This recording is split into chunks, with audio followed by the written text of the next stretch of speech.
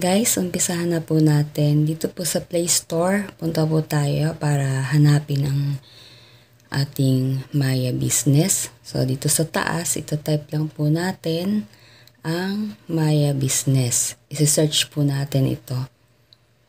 So ayan, search. And then dito po sa sa taas, i-install po natin to.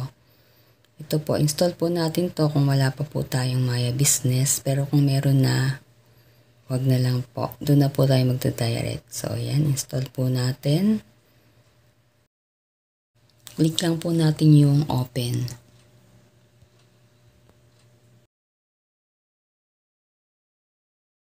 Yan. So, dito, click lang natin yung agree.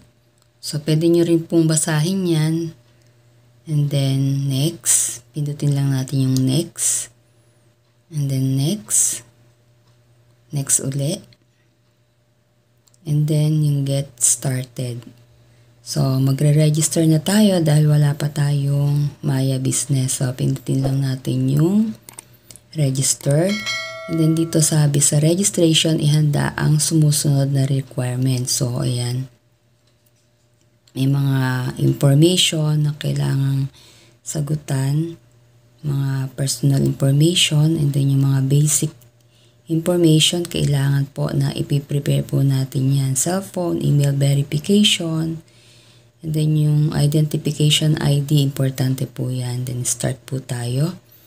Then para makapag-register, dapat ikaw ay may 18 na edad pataas. So ayan, isusulat lang po natin yung ating first name dito, last name, cellphone number, then gumamit daw ng cellphone na hindi pa nakaregister sa PayMaya. So, yun yung kailangan nating gamitin. And then yung password. So, ayan, mag-start na po tayo.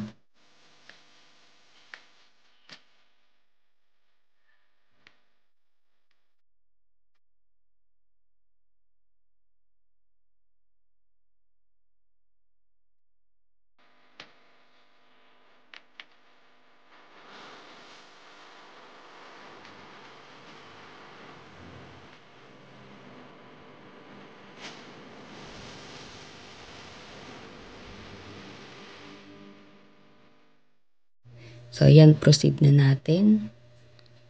Kung okay na yung ating details. And then, may OTP tayong matatanggap sa ating cellphone, sa ating SIM number na inilagay. So, ilalagay po natin ito dito. Yung OTP or yung one-time PIN, password, and then dun sa email naman po, i-enter po natin yung verification code na pinadala sa email address natin. And then, isa-save po natin yan. And then, agree lang po. Ayan.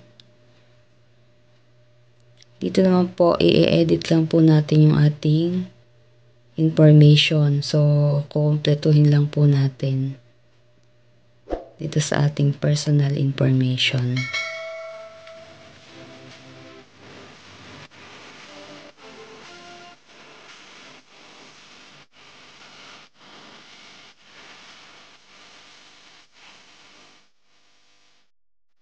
So, ayan, kung kumpleto na, click lang natin ng next. And then dito, mag-choose po tayo ng source of funds. So, ayan, maglagay lang tayo dito. And then, choose nature of work business. So, pili lang tayo dyan. And then, lalagay natin kung ano yung company employer natin kung tayo nagwo-work. And then dito, kukumpletuhin lang po natin yung ating address.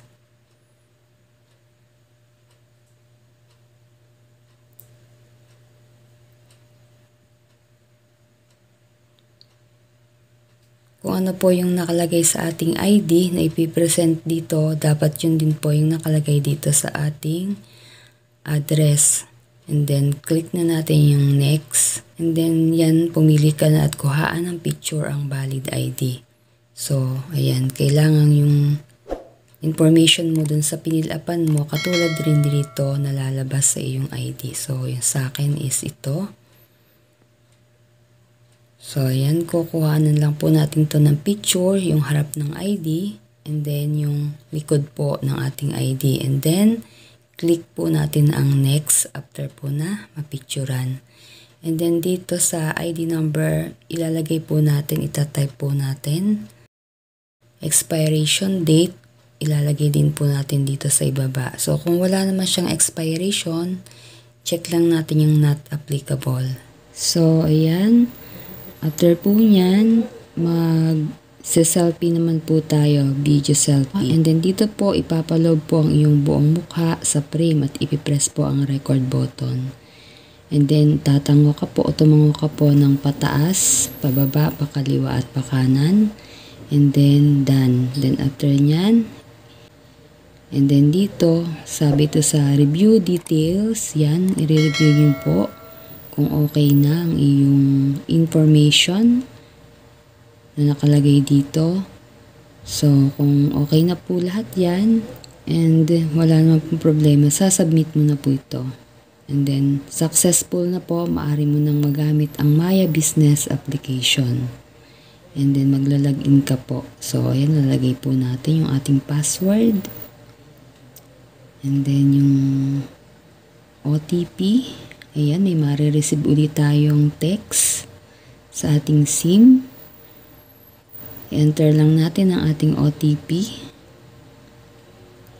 para sa paglalagin and then submit. And then, ayan, kung pwede mo gamitin ang iyong lock screen. Yes, use lock screen. And then sa home, dito makikita mga services na maaaring i-offer kay Suki. And then dito sa transaction, dito makikita ang inyong history. And then dito sa wallet, dito makikita lahat ng tungkol tulad ng pag-add ng transfer ng funds o pagta-transfer ng funds. And then dito sa more para sa iba pang mga katanungan. So, ayan, dito huwag daw ibigay kahit kanino yung account password, OTP at PIN para makaiwas sa mga manloloko. So, check lang yung yes, I understand. So, ayan guys, meron na tayong Maya Business. So, sa ngayon po, ay nasa upgraded pa lang po tayo and nasa level 1 pa lang po tayo sa ating Maya Business. So, sa pag-upgrade naman po ng account, directly na po tayo na naka-upgrade. So, i-check lang po natin dito sa ibaba yung ating status kung ano na po yung ating status sa pag-upgrade. So, i-click nyo lang yan. So, dito makikita natin kung siya ay in process pa lang po. So, meron man po siyang review, mga 48 hours lang daw po, pero hindi po sakto na 48 hours po sila. So, mga ilang oras lang, pwede na po uli natin itong i-check. So, sa ngayon guys, naka 2 hours na po siya. I-check na po natin kung okay na po siya at nag-level 2 na po. So, ito po yung nasa upgraded. So, ayan. So, ayan guys, kita na po agad natin na nasa basic level 2 na siya. So, ibig sabihin po, na-approve po yung ating pag-upgrade kasabay po ng ating pag-re-register. So, ayan guys, sa ngayon po, ayan po lang muna. And sana po may natutunan ka. And thank you very much sa inyong pakikinig at panonood. And see you po on my next tutorial. Bye guys. God bless us all.